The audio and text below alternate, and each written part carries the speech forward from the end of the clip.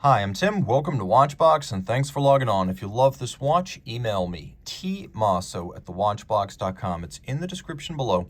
It is your purchase and pricing email question line for buying this or any watch you see on any Watchbox platform. Reach out to me for pricing at tmosso@thewatchbox.com. Today, we're discussing the latest in a line of watches dating back to 2008.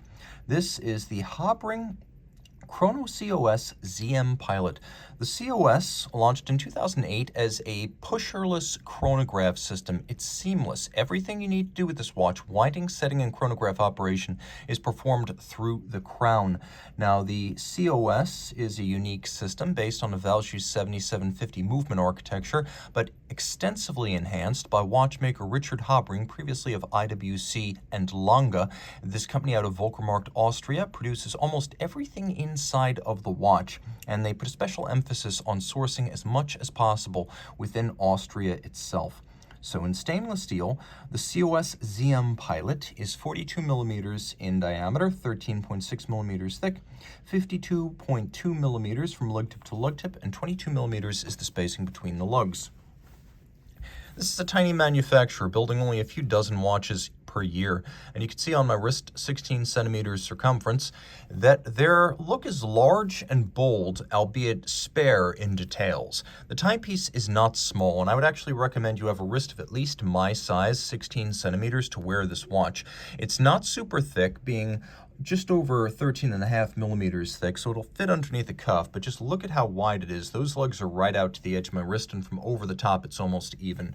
Taking a quick look between the lugs, you can see the edition number and the year, so production low, and of course, this is the initial example of that year's run, or potentially a piece unique, as you will be hard-pressed to find this particular combination of the COS ZM Pilot design with these red-accented chronograph hands. Taking a quick look at the strap.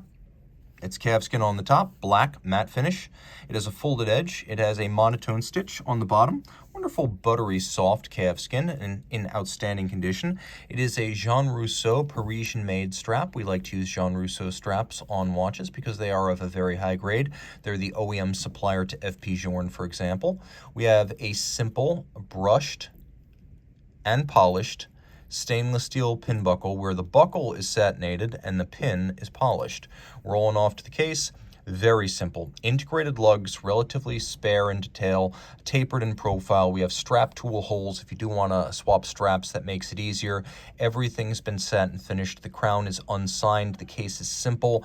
The bezel has a little bit of a narrow profile when viewed from the top. It's like a little silver halo. It doesn't really express itself, and it gives way to a dramatically boxed and cambered sapphire that cannot have been a cheap piece to manufacture, as domed sapphires like these are fairly expensive. Now, the focus of this watch is to simplify. You can see the way the dial's laid out, the way the case is finished, the unsigned crown, but the crown hides deeper secrets. As you can see, I'm able to control all of the functions of the watch using the crown. So let me show you this. See how I have now stopped the watch? I can resume the operation. So it's not like a mono pusher where you have to reset when you stop. You can actually stop and resume. What happens is there's that operational position, the stopped position, and then when you turn it all the way clockwise, you reset just like that. Now, you might be wondering, well, how do I wind and set the watch? Well, you wind it in the second position, and you set it fully extended in the third position. So, taking another quick look at the operation, you'll see that it features a Lemania 5100-like center seconds and center minute displays. So seconds for chronograph are at center, and then the 60-minute display for the chronograph is also coaxial with the seconds hand. We have applied quarter Arabic numerals and indices. Everything is of high polish and nicely decorated. There's a decent amount of lume on this watch, and we'll take a look at it right here. You'll have no trouble discerning the time in the dark. The dial is matte black with a nice minimalist matte granular profile. We have a railroad track outboard for reading the minutes and seconds. It's hard to read fractions of a second here, but you can read whole seconds.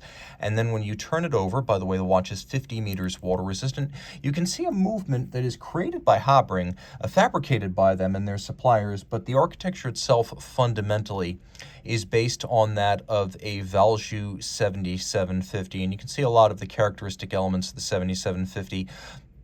You can see the cam operation system for the chronograph. You can see the oscillating pinion that engages the chronograph. You can see the clutch spring adjacent to that. So it is very much a 7750 architecture, but no part of this is made inside of ETA. So the movement's tech specs, they call this the A08 COS, manual wind, 48-hour power reserve, 8 beats per second, 17 joule. It is based on a 7750 train, which means it is a cam oscillating pinion chronograph.